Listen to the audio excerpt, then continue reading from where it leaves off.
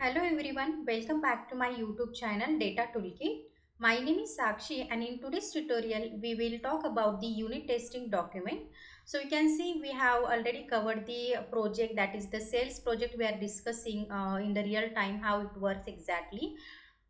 So we have discussed each layer one by one into the parts I have divided. So if you see my previous video, each layer is covered.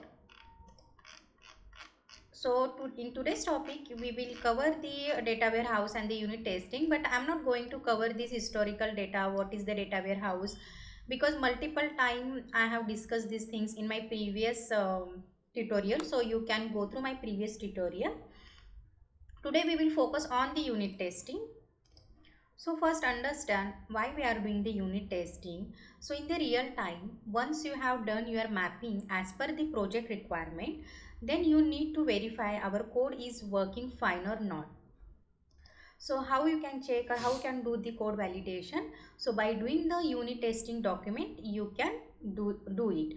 But let me tell you guys, in some companies they are not using any template. Might be there are some different template for the different company or the different project, and so as per their template we can create the unit testing document. But in some companies they are not using the template, any template for the unit testing.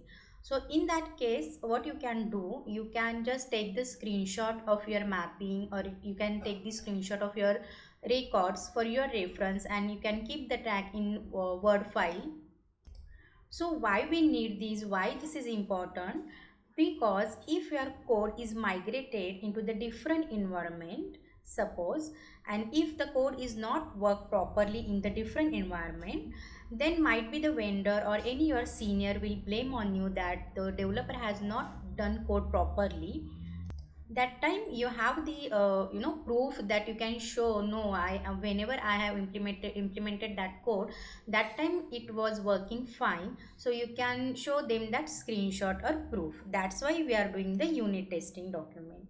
So I will suggest guys, always keep track of your work. So we will discuss some scenarios in unit testing. Like there are the scenario, for example, check for the total count of records in the source table and target table.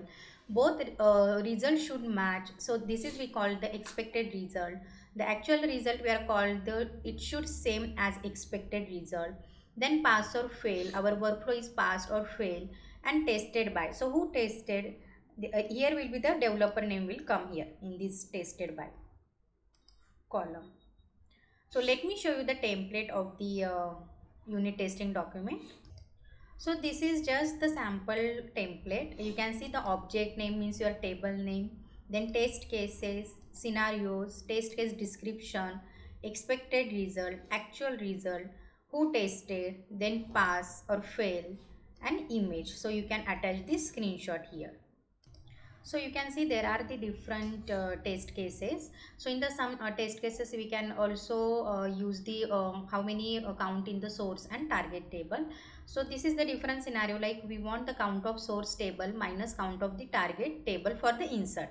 So this is the query for that. Then expected result is 1, actual result is 1, who developed. So this is the developer name Sakshi. Then it is passed, and this is the screenshot. So in this way you have to create the unit testing document.